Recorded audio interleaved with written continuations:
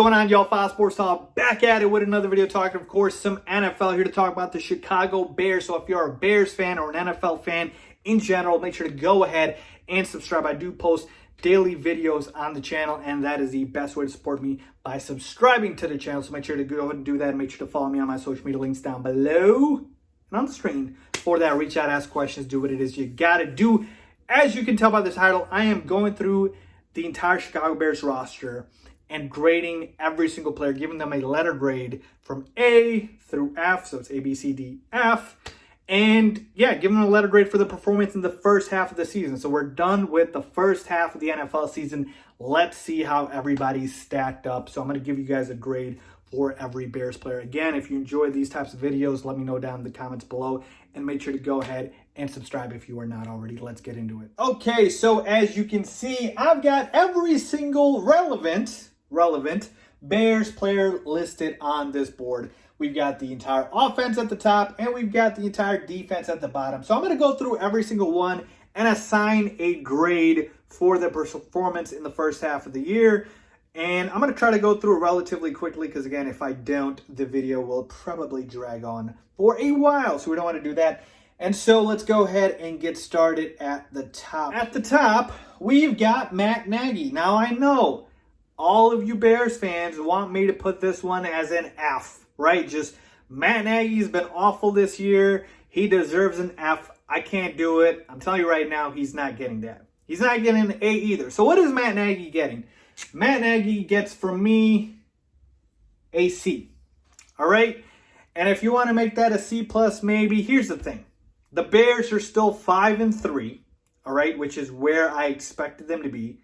And even though Matt Nagy calls the offense, he is also the head coach, so he does bear responsibility for the overall team, and the overall team has a winning record. So he definitely gets the grade for that, or a good grade for that. But of course, what brings him down is his offense, which has been putrid, hasn't improved, regardless of who's there at quarterback, whether it be Mitchell Trubisky or Nick Foles. In 3 years, we haven't seen this offense progress to where the offensive genius Matt Nagy said it would be. So the offense has been putrid, but the fact that Matt Nagy is still able to be a good leader, a good motivator, and guys like playing for him, I'll give him a C here. And the Bears have a 5-3 record, okay? So let's move on to Mitchell Trubisky here. Again, I can't defend this. He gets an F. I mean, the fact that he just lost his job makes it so where he gets an F, all right? I'm not doing E's here, by the way. I don't know if anybody is E in the rating scale, but it's A, B, C, D, or F, all right? So F for failure because Mitchell Trubisky lost his starting job. Now, again, I've told you this.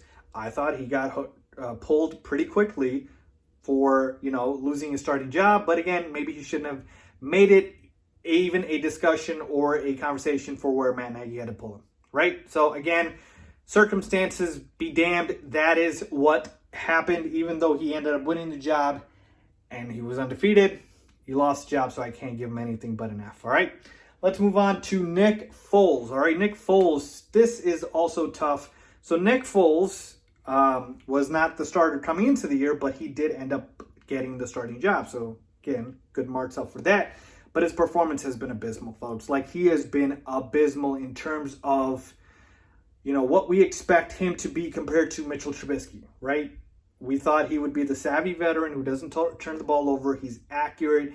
He's able to make the right reads, good decision-making. Hasn't been none of that. So for me, Nick Foles has been pretty disappointing from where I expected. I'm going to have to give Nick Foles a D because, again, even though he won the starting job, or I should say he won, Mitchell Trubisky got benched, all right? So he took the starting job, but he hasn't done anything to make us think that he deserves it. The only reason I'm not giving him an F like Mitchell Trubisky is because of the fact that, again, Mitchell Trubisky lost the starting job and Nick Foles has it now. That's it. That's the only reason why.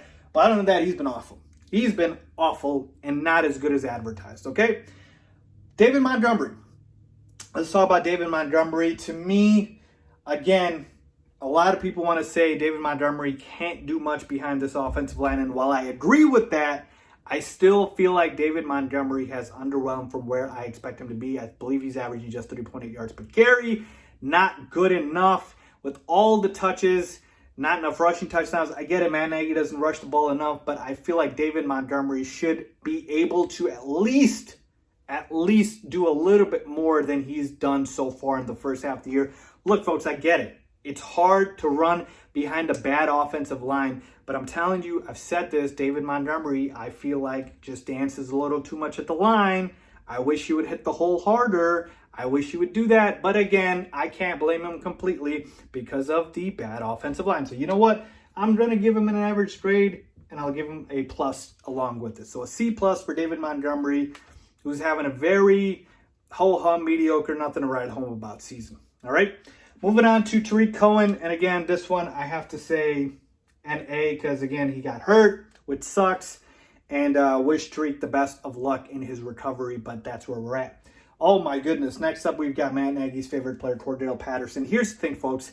I actually can't even, feel good about grading Cordell Patterson because I feel like with Cordell Patterson, it's really Matt Nagy who I'm grading because Matt Nagy uses Cordell Patterson and he maybe doesn't use him the right way.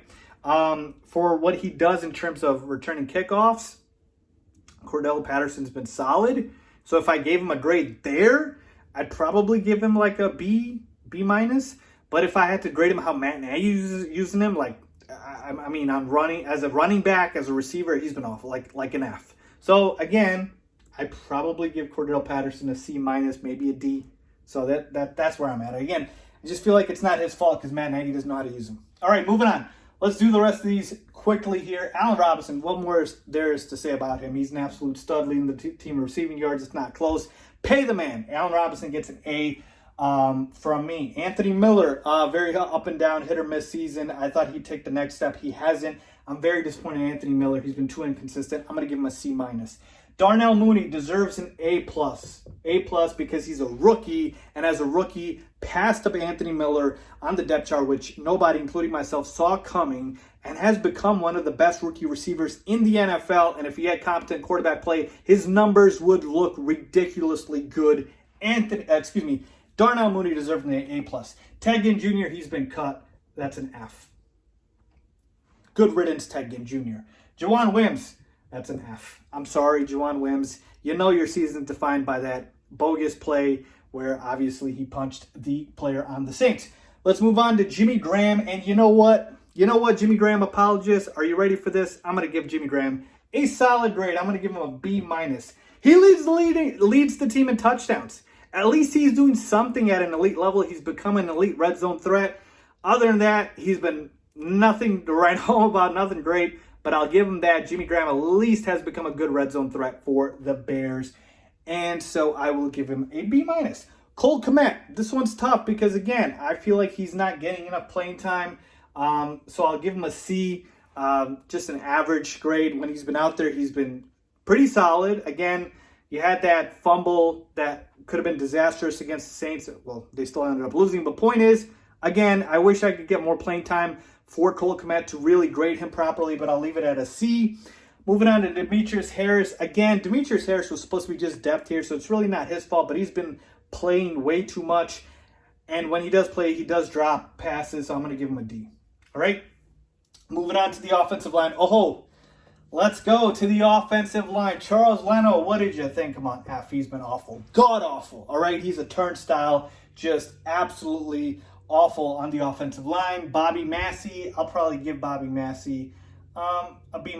He was solid in there before he did get hurt. Cody Whitehair, I'll probably give Cody Whitehair like a B-, C+. Again, he got hurt as well, but again, he's probably our best offensive lineman. Rashad Coward, he gets an F. Same thing. Literally a revolving door on the offensive lineman. He's awful. Jermaine Afidi, I'll give him a C.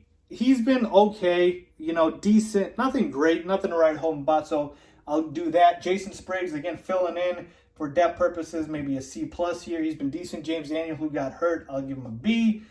So there you have it for the entire offensive group. Hopefully, I did not miss anyone.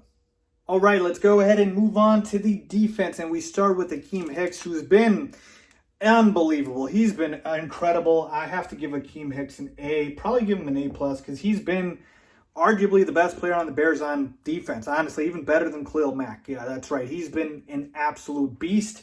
Bilal Nichols, very solid so far in the year. I'll give him a B. Roy Robertson Harris, I will probably give him a B-. He's been okay. Clill Mack, let's talk about Clill Mack. 6.5 sacks on the year. Again, a couple of standout games with the Bucs, right, where he got a lot of pressure in his face. But I wanted to see a little bit more sacks from Mack. But again, he is Khalil freaking Mack. He's been doing his thing, so I'll give him an A. All right. Roquan Smith. I'm going to give Roquan Smith an A+. Leads the team in tackles. He's been everywhere. Roquan arguably is the best draft pick that Ryan Pace has made. He has been unbelievable. Literally does everything for us. He has been everywhere. I'm going to give Roquan Smith an A+. Danny Trevathan, he has not been that good. Probably a C, maybe a C-, but he has not been that great. All right, let's just give him a C. Maybe that's too harsh. Right? Moving on to Robert Quinn. I'm going to give Robert Quinn a C-. And here's the thing. All right, and again, maybe I'm being too harsh here. Maybe a C. The reason I'm giving Robert Quinn a C is because Robert Quinn has not been awful, but for $70 million that we signed him for, he's been awful. All right? So if you guys understand that, for the amount we're paying him, I would rather have kept Leonard Floyd because the sacks aren't there. Yeah, he might be getting some pressure, but you should be getting more sacks. I'm very disappointed in Robert Quinn, so I have to give him a C here. All right? Jalen Johnson, he gets an A. As a rookie, becoming already one of the best cornerbacks in the NFL, he's exceeded my expectations. People thought they'd be a learning curve here. People thought, there were some injury concerns. Nope. Jalen Johnson's stud. Tayshaun Gibson, he's been very solid. I'll give him a B+. He should have more interceptions. He dropped a couple. But alongside this defense, he has been very good. Eddie Jackson, what more can I say? A, maybe an A+. He should have like 3 pick sixes. They all got called back. He's a stud. What else is there to say? Kyle Fuller, A+. Kyle Fuller's been incredible. One of the best cornerbacks in the NFL. He's still so underrated for it. He does not get talked about enough alongside as one of the top cornerbacks in the NFL. Kyle Fuller is a beast. He's an absolute beast. He's a great tackler. Great cornerback. All right. Bartavious Mingo, he was brought in for depth. He's been solid as a depth option. Nothing great. Buster Screen, probably give him a C, C-. Weakness in this defense as a cornerback. Teams tend to target him, so I'll give him a C-. Deion Bush, I'll probably say B is depth. Mario Edwards has been very solid as a depth option. Travis Gibson hasn't really played much, so I'll probably say a C. Then we've got Josh Woods here, who I believe has not played much.